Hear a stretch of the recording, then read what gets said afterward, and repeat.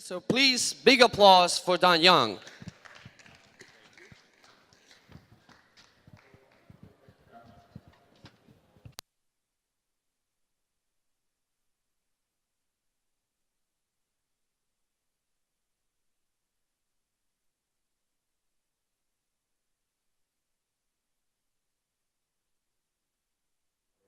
Well, thank you for being here. I think we're going to get set up here in a second, right?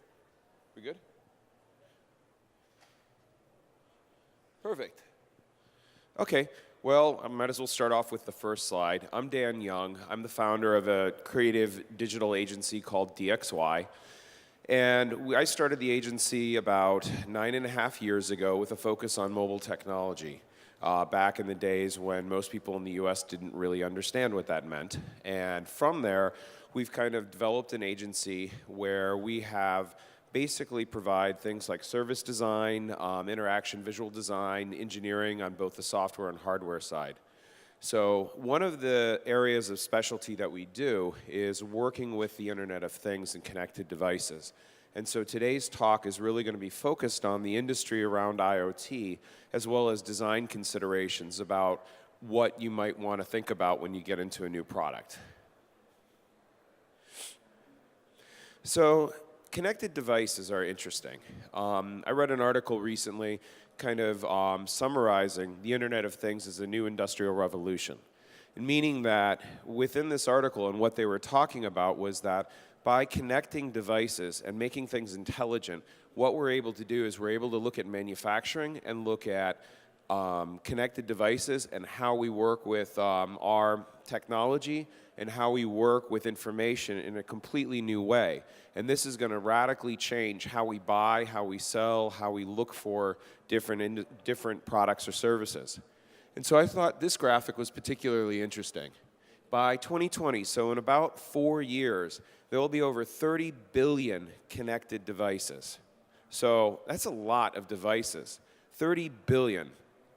And some numbers are added up to about 40 billion. So there's a lot of activity going on in this space right now. And so it's something that's important to consider as you're thinking about service design and how you want to engage your customers. So in the next 5 years, Business Intelligence has predicted that there would be about $6 trillion invested in the IoT sector, with a return on that investment of $13 trillion.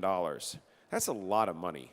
That's just a tremendous amount of money. So there's a lot of opportunity in this space for entrepreneurs looking for new product ideas, new service ideas, things that basically don't exist today. There's going to be a lot of activity and a lot of money going on that. So I wanted to take a look at, before we get into the design, what are the driving factors behind this? Because these are important design considerations. So there's basically 4 main factors. The internet, obviously, is a very important thing because without it, we cannot connect the devices. Without mobile users, the Internet of Things doesn't really work that well. So now with the popularity of mobile devices and just about everything from medical to industrial to enterprise applications, it's really kind of opened the door for this opportunity. Then you have the financial backers that are looking for opportunities in high growth areas, but also more importantly, the low cost of microcontrollers, sensors, and other important electronics, I think are really one of the other critical factors. Because only a few years ago when we got started doing IoT, trying to find simple things like a cellular modem or a processor became very difficult and relatively expensive. Now that cost is 1/10 of what it was only a few years ago, which makes it very interesting. But while we focus on the technology, what we have to realize is that the Internet of Things is about humanity. It's about designing for human beings. That this technology is really an extension of who we are as individuals into a bigger space, and leveraging this information and leveraging this technology to help make our lives simpler, less complicated, and more transparent to do the things that we want to do. So one of the things is I'm starting to switch gears away from the industry and starting to really look at what we have to take into consideration when we're designing for this stuff is that we have to recognize that designing for the Internet of Things is different than designing for mobile or designing for web or any other kind of traditional technology. Because really what it is, it's the blending, it's a bridging between the digital and the physical world. So basically what I mean by bridging that is that Once when we had a mobile device, you'd have a nice square piece of plastic and glass that you can look at, and through that portal you can tap and you can go on Facebook, you could research the news, you can do whatever you needed to do. But now this device is an extension and can control lights, can control your television, can control the heating and cooling within your home. So there's a whole new world now that this mobile device or your laptop or your web browser can open up. So as you're thinking about designing for these things, you have to think about designing in 4 dimensions, so if you will. The experience of the physical object, the activity that you do, the time it takes to do that activity, and then the experience that it leaves the user. Because ultimately, why does somebody want to buy a connected device? Why does somebody care? Most of the time when they're looking at this technology, it's embedded within something. It's embedded within a thermostat, it's embedded within, let's say, your car or your radio or your home audio equipment. Nobody really cares about the technology that connects it. All they want to know is that if they press a button or if they think about doing something, the technology is smart enough to interpret and expect and anticipate what they want to do. So knowing the context of how this information is used and how these devices are used are really a very important consideration for the Internet of Things. So as we start to connect these things, now we have the advantage of artificial intelligence and other kinds of algorithms. And this helps the technology to anticipate the context of how somebody's using something. So for example, let's say you're listening to some music or you're jogging. I like this example a little bit better. The last thing that your device really needs to do is start giving you alerts that somebody just posted something about a cat on Facebook. At that point in time, the device should shut down a little bit, concentrate on helping you run, monitoring your heart, playing music, whatever it is, and removing the superfluous information that the device is available to present you. It needs to be aware of what you're trying to do. Now, in a medical situation or in something like aviation, that becomes much more crucial and much more critical because those types of things are important that the user is really basically isolated around that context of what they need to do. So when you're designing for the Internet of Things and you're designing the technology around this, you really have to make sure that you understand that this object, this connected object, is really basically part of a bigger system that you have to think about. So now what I wanted to do is I wanted to start getting into a little bit of detail about how we go about designing for these products.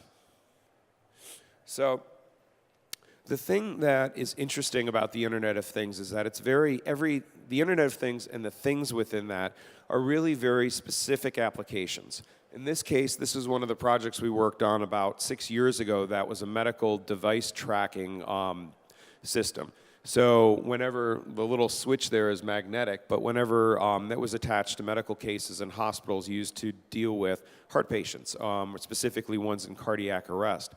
When a physician or part of the clinical care team would open the box, this system would come to life and alert the pharmacy in the hospital that some patient needed that kit and that they should dispatch somebody to go fetch it and bring it back so that they could replenish the drugs and supplies. So something like this was very specific for a very singular purpose of monitoring those specific medical kits. Most of the other examples around the Internet of Things are very specific devices that are for specific tasks, especially if they're sensors collecting information or they're control units that are used to provide an interface with mobile technology or any other kind of technology and that connected device. Oops, skipped one. So really, when you're thinking about what these things are, I like to recommend to the people that we consult with that this is a means to an end, not the end in and of itself. So something like a Fitbit, for example, is there to help track your personal fitness and track your activities. So it's there to provide you with that information so that you can make more important choices about how far you're walking that day, how much exercise you have, your heart rate and other kind of biometric information. Fitbit doesn't exist for itself. It exists to get a user to something else.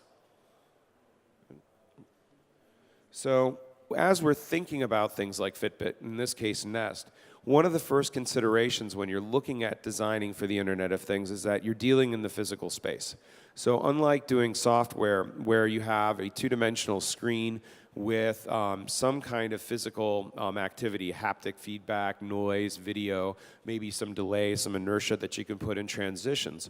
When it comes to Internet of Things, you're now dealing with a three-dimensional object that has to have weight, it has to have a feeling, it kind of has to have a soul in order for users to bond and be connected to that particular device. So, and then we also have to think about that connected device has to relate to the software, because a good piece of technology, once it has its own interface, then it's a standalone. But a lot of times within the connected world, these devices are very simple and they only have minimal amounts of direct user interaction. The rest of it's offloaded to an app or a website or something like that. So for example, this is a project that we worked on for a medical company. It's called Indigo. It's a prosthetic that paraplegics will wear in order for them to walk again. So the kit's very simple. It comes in 5 pieces. It fits in a backpack, so somebody in a wheelchair can put it on their backpack, walk, roll around, and when they need to get out of the wheelchair, walk upstairs or something like that, they can put this on and basically hit a button, and then they can rise up and start walking. But in order to get them to that point, the system needed to have an application that would help the physical therapist calibrate the machine for that specific patient. So in this way, there's very little control on the device itself. Most of the control is offloaded to a mobile application. And so the connection between the physical and the digital really helps to unify that particular product and makes it more specific for that patient. One cannot really exist without the other, even though the physical product is far more important than the app. So that's another thing about looking at the physicalness, I guess you could say, of the Internet of Things. That when you're designing this, keep in mind that part of the interface is the noise that it makes, the feel that it has, the inertia of turning a knob, the flashing lights, the noises, the buzz, even a warmth to certain things.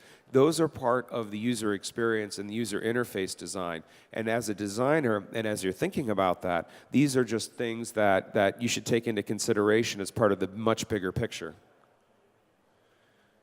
Also, too, I'm using Sonos as an example here, and hopefully you guys have seen that once before. It's a great audio platform that connects a bunch of speakers in your home wirelessly. But their applications are really what makes it even more ingenious, that they're very consistent from Android to iOS to your desktop on Windows or Mac. So if you're a user and you're familiar with one interface and you jump to a different device, you'll have a very consistent experience. That's another important consideration, because your users are going to be working on or connecting with your system from a multitude of different devices and for a variety of different reasons.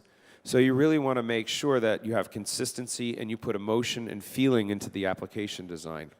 Because as these people, you're going to have different users using the systems at different times. So going back to the Nest example, some houses in the US have Nests on different floors. And there's going to be one person who's living there who's going to be using the app controlling one thing, while somebody else in a different room will have a different interaction with that system. Therefore, as a designer, you have to realize that multiple people might be trying to do the same thing at the same time, and you have to deal with that conflict resolution between two different demands at the same point. So you don't want to assume, like a mobile app, that it's one user at one time who's only experiencing this, but that there's other kinds of feedback and interaction. So other times, we also look at gesture controls. One other thing about Nest is that it has proximity sensors. So when you're close to it, it basically recognizes you and who you are. There's other Internet of Things that are using more sophisticated motion recognition to kind of tell from the way you walk and the way you talk who you are, which makes for a much more interesting kind of interface. But sometimes when we're designing it, this particular example is a medical product that we worked on to monitor sleep patterns. Sometimes these objects are not connected in real time. So when multiple people are using a system, both might make a request, but that particular device might only respond to one, but you have to kind of deal with status updates and how you negotiate with that. So again, as I'm saying, and I know I'm running out of time here in a little bit, but the Internet of Things is basically a way of looking at a means to an end to help kind of solve a problem for your user. So when you really think about the design, while there's the physical, the digital, and the experience, you have to think in a bigger picture of how does this provide a better service to a customer? How does this make a customer or an end user more passionate about my product or service that I've got? So I'd like to thank everybody for the time, and I know I covered a lot of ground pretty quickly, so I wanted to make sure that we had plenty of time for questions. Here we go. First of all, big applause. Thank you very much, Dan. That was very insightful. So who wants to make the first question, guys? No one? Oh, there we go. I was about to be the one to ask you. Good morning, Dan. My name is Basil. My question to you is, within the IoT of things, or Internet of Things, what are the big products that you see people developing today, where there's a lot of affinity to, like Nest, or other hardware products which are solving big problems around the world today? Well, one of the big areas of innovation for connected products, I still think, is in the healthcare space. So, and then on the consumer side, but in the healthcare space, you have two different types of applications. You have the medicine apps that are regulated by clinicians and have to go through clinical trials. Then you have the health and fitness types of applications. Those are becoming more popular. I mean, Fitbit and everything like that, but the wave is starting to drop off, so I think we're starting to get into the second wave of that. So things like Apple Watches and smartwatches are becoming more popular because within that it provides different services that are connected. So you can get the telemetry off the person, but you still have appointment reminders, messaging reminders, games, and other types of interaction that can be there. And those now can become keys that can unlock other systems. So with an iWatch, or a watch per se, with its wireless connectivity, by going into a room, you can start to have that room recognize that that's you walking in and put the lights and the sound in a particular way, but recognize somebody else. So my prediction is that in the next couple of years, you're going to see more of the connected technology being personalized to an individual. And so individual preferences will be able to propagate forward rather than the way that it's been now. It's either one device for one person, and it's a very siloed, but it could be one device to many, but still maintain that personal experience. Okay, now question? There we go.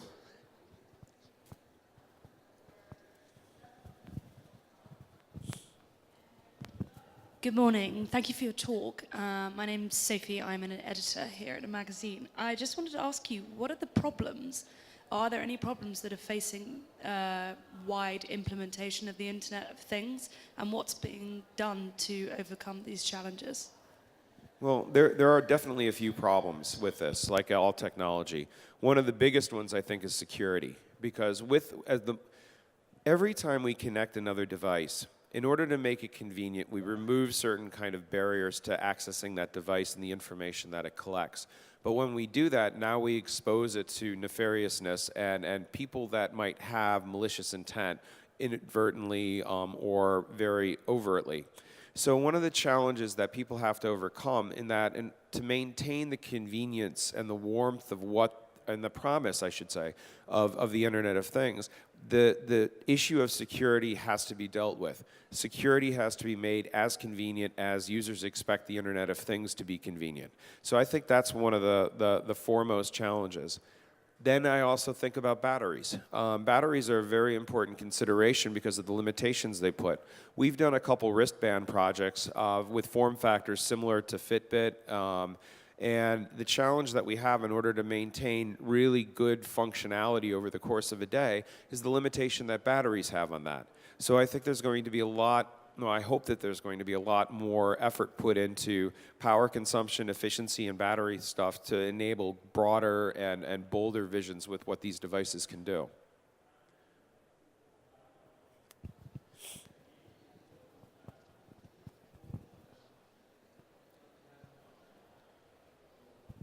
Hi, I'm Suleiman.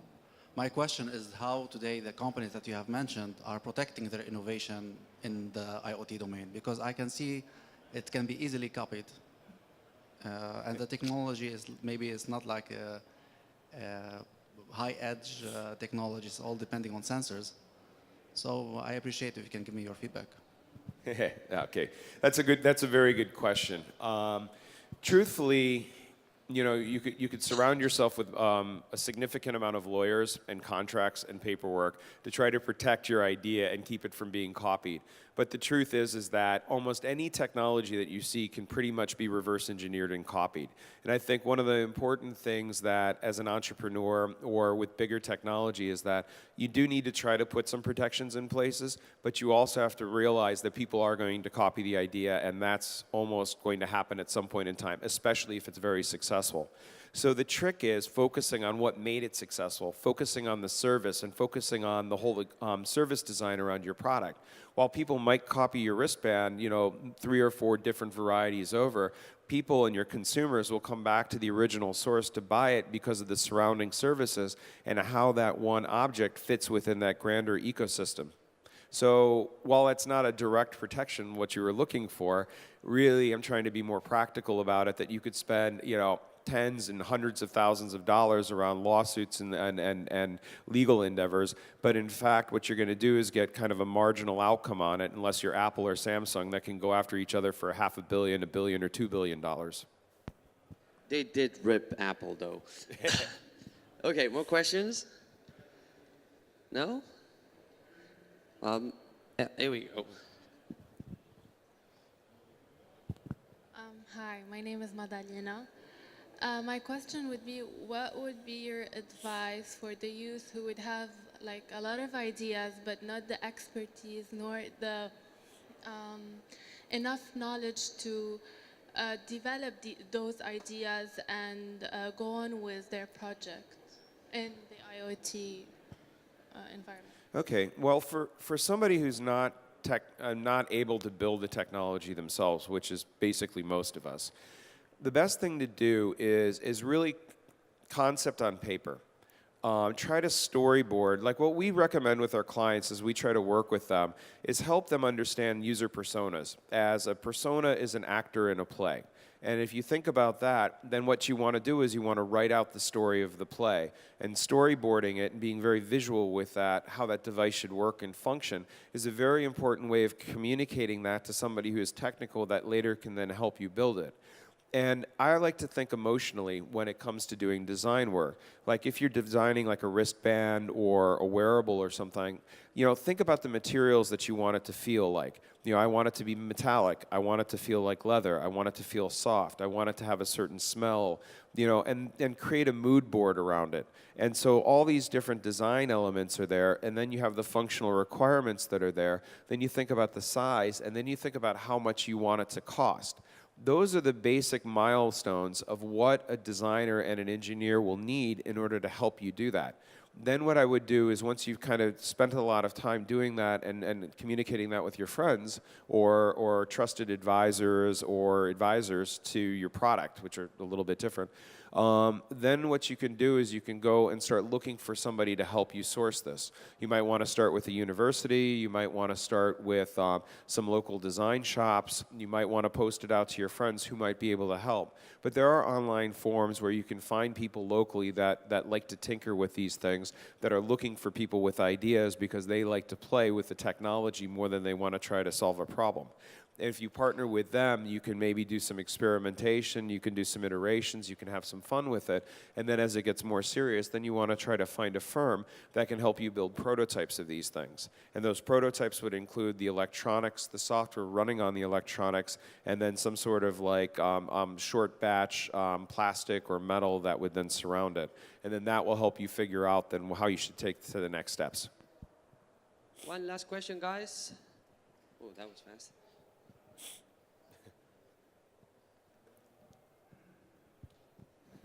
Hi, my name is Diala. I just want to know how IoT can be useful for banking sectors. For banking? Yes. It's kind of interesting with that because we've seen people in the financial industry working on wristbands that have passwords and for payment systems. So right now what I'm seeing with some activity is that, like, you have Apple Pay and you can take your phone and put that to register or identify yourself. These wristbands are now being used to kind of swipe it like a credit card to be able to do that. So most of the activity now is around payments. But when it comes to other types of banking, you know, authentication of a user, trying to recognize them would be another thing. So it would go with security, trying to mate security with convenience. But those are most of the activities right now that we're seeing. But my prediction and my guess is that users are not going to be very interested in wearing a dedicated wristband that becomes kind of their payment thing. I think what they'd want to do is wear one object that's going to be able to perform multiple functions. So what I'd expect in the future is that things like the Apple Watch are probably going to get developed with a little bit more emphasis around financials and the fintech industry, so that that banks can leverage the existing technology out there to make it more convenient for their customers to be able to run simple transactions. Cool. And I do believe that was my last question. So I will thank everybody again for inviting me here, and it was a pleasure to speak with you. Thank you very much, Dan. That was great.